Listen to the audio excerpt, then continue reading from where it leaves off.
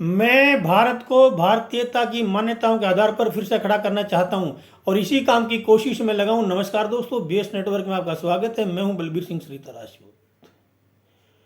आज भारत के अंदर राजनीतिक क्रांति करने की आवश्यकता है, क्योंकि आज भारत में राजनीति का पतन हो रहा है।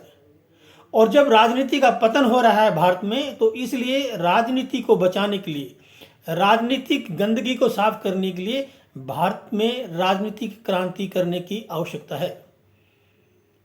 और ये राजनीतिक क्रांति हमें करनी पड़ेगी, तभी जाकर के राजनीति को हम बचा सकते हैं, राजनीति का शुद्धिकरण कर सकते हैं। 1947 में जब भारत आज़ाद हुआ, भारत आज़ाद होने के बाद में उस समय जो विधानसभाओं और राज्यसभाओं में और संसद में जो नेता आते थे वो विद्वान होते थे, वो पढ़े लिखे होते थे। शायद ही कोई ऐसा नेता होगा उस समय का जिसने कोई अपनी किताब ना लिखी हो, क्योंकि उस समय राजनीति वाकई एक समाज सेवा थी, व्यापार नहीं था। लेकिन धीरे धीरे वो दौर खत्म होता चला गया और फिर एक दौर आया, तब राजनीति में अपराधीकरण की शुरुआत हुई। और ये अपराधीकरण की शुरुआत कैसे हुई? कुछ ऐसे चुनाव हैं आज़ादी के बाद में जो बहुत क्लियरिटी चुनाव हुए थे, जो बहुत साफ सुथरे चुनाव हुए थे। 1952 का चुनाव हुआ था, 57 का हुआ था, 62 का हुआ था। 62 में 67 में आते आते राजनीति में आपराधिक बोलबाला होने लगा, अपराधियों का दबदबा होने लगा। क्योंकि उस समय जो राजनीतिक जो नेता थे वो राजनीति के अंदर जब इलेक्शन लड़ते थे तो वो बूथ लूटने का काम करवाते थे।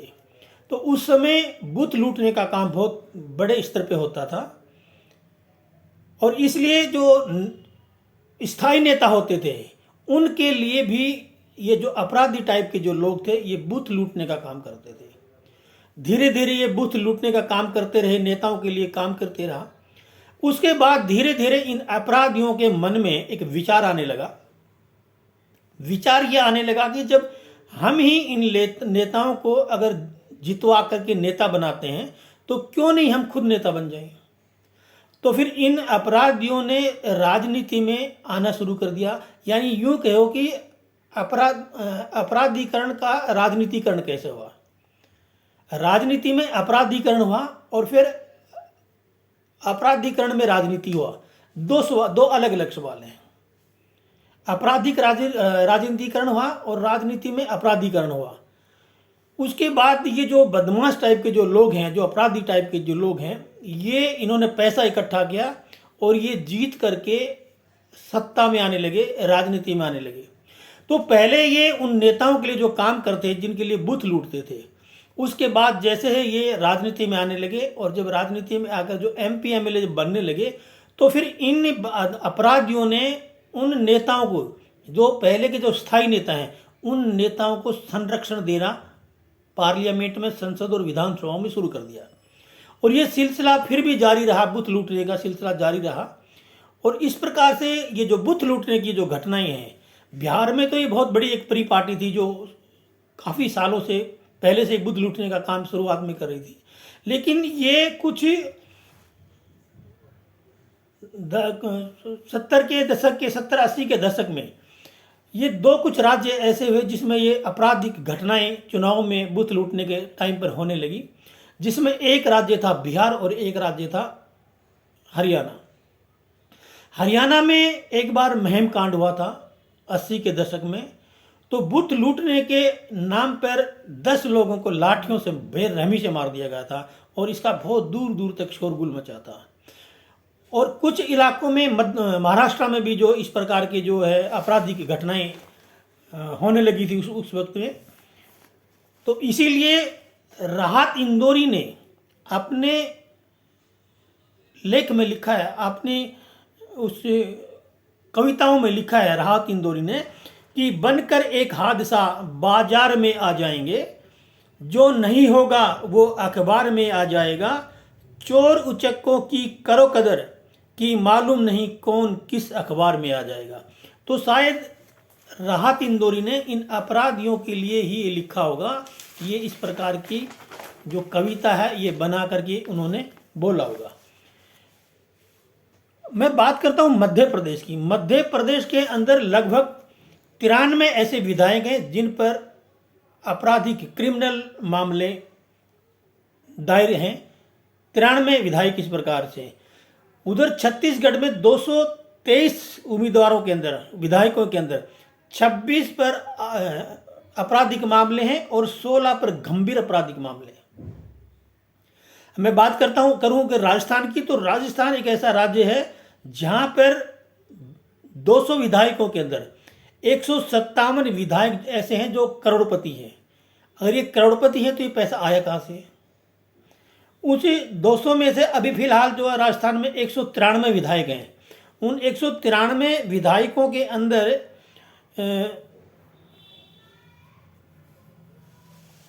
कुछ ऐसे 40 विधायक ऐसे हैं जिन पे आपराधिक मामले हैं और 39 ऐसे विधायक हैं जिन पर आपराधिक मामले हैं और 52-53 विधायक ऐसे हैं जिन पे गंभीर आपराधिक मामले हैं।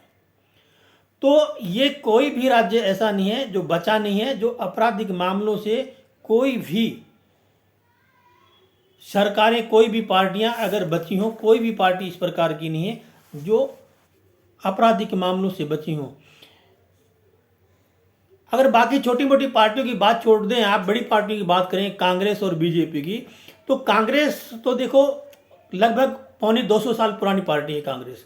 कांग्रेस ने बहुत अपराधी भी हैं कांग्रेस के अंदर। कांग्रेस ने बहुत लंबे टाइम तक शासन भी किया है और बहुत सारे घोटाले, घपले और भ्रष्टाचार भी किया है। लेकिन जो दूसरी जो पार्टी है भारतीय जनता पार्टी का भी आज सफ़र जो है 1980 से लेकर लगभग 42-43 साल पुरानी पार्टी हो गई है। तो 10 साल तो ये लगा लो बीजेपी की और 7 साल पीछे लगा लो अटल जी के समय पे, 17 साल का शासन काल जो है भारतीय जनता पार्टी का भी हो गया। तो भारतीय जनता पार्टी भी चरित्र की बात करती है, चेहरे की बातें करती हैं, इधर उधर की बातें करती हैं। तो दूध की धुली तो ना बीजेपी है ना कांग्रेस है, क्योंकि कांग्रेस ने तो अपने शासनकाल में बहुत भ्रष्टाचार किए हैं, बहुत अपराध किए, बहुत अपराधी हुए हैं। सभी पार्टियों में अपराधी रहे, एक भी ऐसी पार्टी नहीं जो बिना अपराध किए बने। क्योंकि पहले जो राजनीति होती थी वो एक मात्र समाज सेवा होती थी और समाज सेवा के नाम पे लोग राजनीति में आते थे और वो हकीकत में समाज की सेवा करते थे। लेकिन धीरे धीरे ये राजनीति में अपराधीकरण होने लगा। लोग फिर पैसा लगा करके वोट खरीदते थे और फिर वो सत्ता में आती थी। यानी कि पहले पैसा लगाते थे और उसके बाद में पैसा कमाने का काम करते थे। तो राजनीति में अपराधीकरण के साथ साथ में उद्योगीकरण भी हुआ है। तो राजनीति में उद्योगीकरण और अपराधीकरण दोनों आज बहुत बड़े पैमाने पे, बहुत स्पीड से काम कर रहा है। तो इसके लिए चुनाव आयोग को भी कुछ कदम उठाना चाहिए और हमारी सुप्रीम कोर्ट को भी इस पर कोई कानून बनाना चाहिए, ताकि जो अपराधी टाइप के जो लोग हैं वो राजनीति से दूर रह सके। आज कोई भी आदमी या तो अनर्गल प्रकार की बयानबाजी कर दे, किसी जाति के नाम पे बयानबाजी कर दे या किसी धर्म के नाम पे बयानबाजी कर दे। इस प्रकार के जो बयानबाजी करती हैं, जो भाषण प्रदर्शन करती हैं, वो नेता पिक्चर में आते हैं, मीडिया उनको उछालती है और फिर वो हाईलाइट होते हैं। फिर वो पैसा फेंक करके वो नेता बन जाता है, जीत करके वो वोट खरीद करके नेता बन जाता है। क्योंकि आज की जो हमारी जनता है वो आज लालच में वोट देती है, पैसे के लेन देन में वोट देती है। कुछ लोग वोट देते हैं राजनीतिक पार्टियों को निशान के नाम पर, कुछ लोग वोट देते हैं राजनीतिक पार्टियों को जाति के नाम पर, कुछ लोग वोट देते हैं राजनीतिक पार्टियों को धर्म के नाम पर। और ये लोग जनता जनार्दन का नारा लगा करके जनता को बेवकूफ़ बना करके हर बार ये सत्ता में आ जाते हैं और उसके बाद में लूटने का काम शुरू कर देते हैं। तो राजनीति में आज बहुत गति से अपराधीकरण और उद्योगीकरण बड़ी तेजी से हो रहा है और कोई भी ऐसी पार्टी नहीं है जिस पार्टी में ये उद्योगीकरण या अपराधीकरण नहीं है।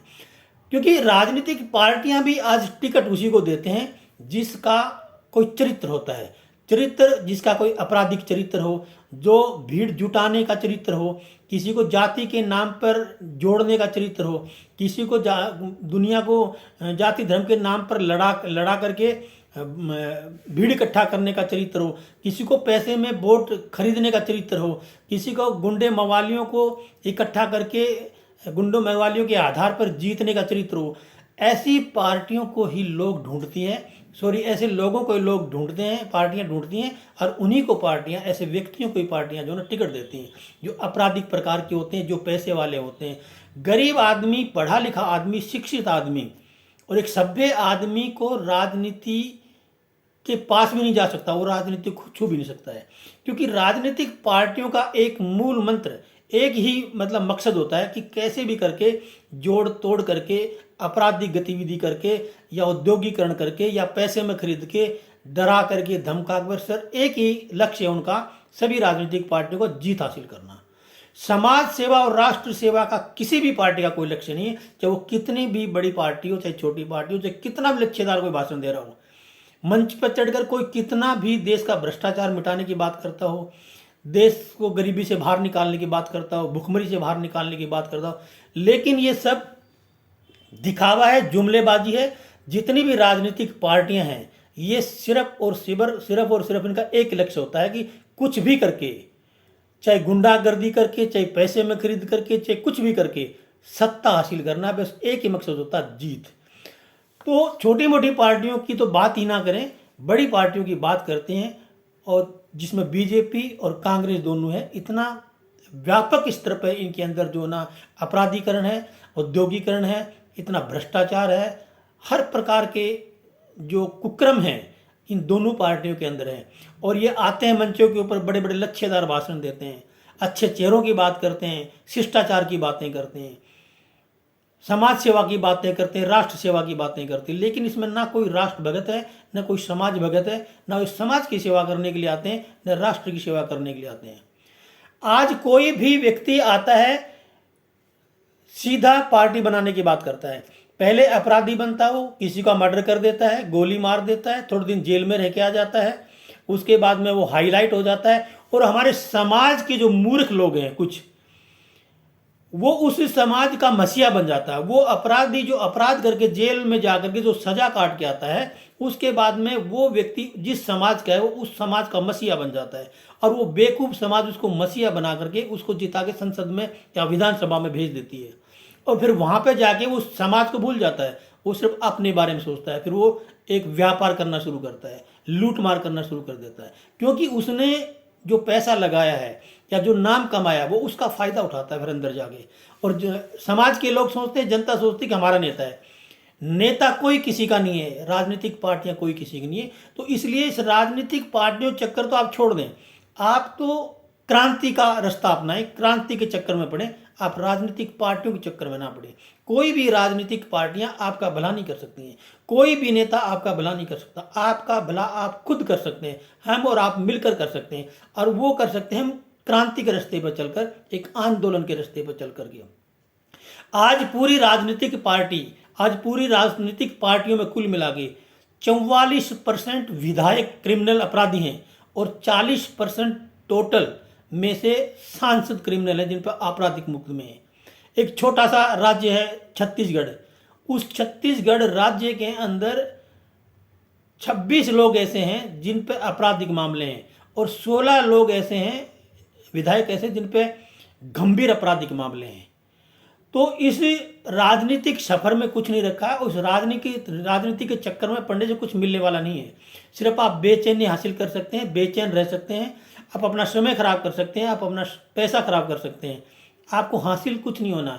तो आप राजनीति के चक्कर में ना पड़ करके आप क्रांति के चक्कर में पड़े, आप आंदोलन के चक्कर में पड़े, ताकि आंदोलन और क्रांति के रास्ते पर चल करके हम भारत की राजनीति में क्रांति ला करके भारत की राजनीति की सफाई कर सकें, शुद्धिकरण कर सकें। क्योंकि आज राजनीति में इतनी अशुद्धियां हैं, इतने गुंडे मवाली टाइप के लोग राजनीति में, विधानसभा और पार्लियामेंट में बैठे हैं, और वो आपराधिक टाइप के लोग जो क्रिमिनल हैं, जिनके ऊपर 100 मुकदमे हैं, 4 5 से लेकर 100 मुकदमे तक हैं जिनके ऊपर, वो लोग मेंबर ऑफ पार्लियामेंट बन के हमारे देश का कि पार्लियामेंट और विधानसभाओं में बैठ के हमारे देश के लिए कानून बनाते हैं।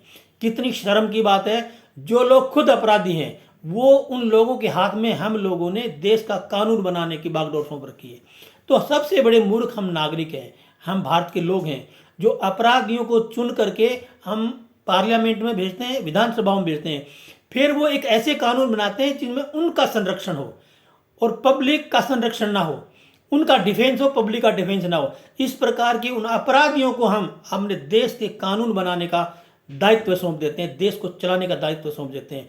तो ये सब हमारे जो देश की जो जनता है उसको सोचना होगा, उसको दिमाग खोल करके एकजुट होकर के बाहर निकल करके सड़कों पर आकर के क्रांति करनी होगी, एक आंदोलन करना होगा, ताकि हम भारत की राजनीति में जिस प्रकार से जो अपराधियों का जो भरमार बन गई है, जो अपराधी दुनिया भर के विधानसभा में या संसद में बैठ गए आकर के, जो हमारे देश के ऊपर, हमारे समाज के ऊपर और हम लोगों पर जो राज कर रहे हैं, जो हमारे लिए ऐसे ऐसे कानून बना रहे हैं जिससे हम और डूबते जा रहे हैं, हम और गरीब होते जा रहे हैं, हम और बेरोजगार होते जा रहे हैं।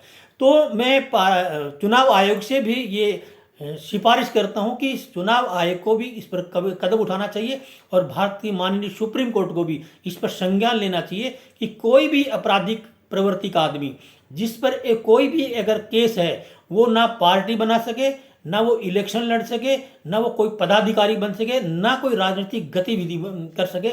इस प्रकार का एक सख्त कानून भारत की सुप्रीम कोर्ट बनाए, ताकि इस भारत की राजनीति का शुद्धिकरण किया जा सके। और भारत की राजनीति का शुद्धिकरण करने का एक ही रास्ता है, एक क्रांति आंदोलन, दूसरा सुप्रीम कोर्ट। सुप्रीम कोर्ट में जितने भी अपराधी टाइप के लोग हैं उन सब के ऊपर मुकदमा दायर किया जाए और सुप्रीम कोर्ट से एक कानून बनवाया जाए कि सुप्रीम कोर्ट डायरेक्शन दे केंद्र सरकार को, ताकि केंद्र सरकार ये कानून बनाए कि कोई भी अपराधी टाइप का आदमी है, जो कोई भी अपराधी प्रवृत्ति का आदमी है, जिसपे कोई भी केस मुकदमा है, वो ना तो कभी कोई पार्टी रजिस्टर करवा सके, ना वो राजनीति में शिरकत कर सके, एक्टिविटी कर सके, ना वो किसी पार्टी का पदाधिकारी बन सके, ना उसको टिकट मिले, ना वो इलेक्शन जीते, वो राजनीति से कोसों दूर हो। इस प्रकार का एक कानून भारत की सुप्रीम कोर्ट बनाए, ताकि भारत की राजनीति में अच्छे लोग आ सकें, पढ़े लिखे शिक्षित लोग आ सकें, जो वाकई में देश को एक सही दिशा देके देश को आगे बढ़ाने का काम कर सकें। और ये तब होगा जब हम पूरे भारतीय इकट्ठे होकर के, खासकर भारत के नौजवान युवा मिलकर एक क्रांति करें, एक आंदोलन करें और भारत की सुप्रीम कोर्ट को और भारत की पार्लियामेंट को कानों तक हमारी आवाज़ जानी चाहिए कि भारत के अंदर जो राजनीति में जो अपराधीकरण हो रहा है, जो उद्योगीकरण हो रहा है, इसको बचाने के लिए भारत की सुप्रीम कोर्ट और भारत की पार्लियामेंट एक सख्त कानून बनाए, ताकि इस प्रकार के लोग राजनीति में शिरकत ना कर सकें। तो आज के अंक में बस इतना ही, कल फिर मिलेंगे किसी और मुद्दे पर। जब तक मेरा वीडियो शेयर करिए, लाइक करिए, सब्सक्राइब करिए। जय हिंद, जय भारत, वंदे मातरम।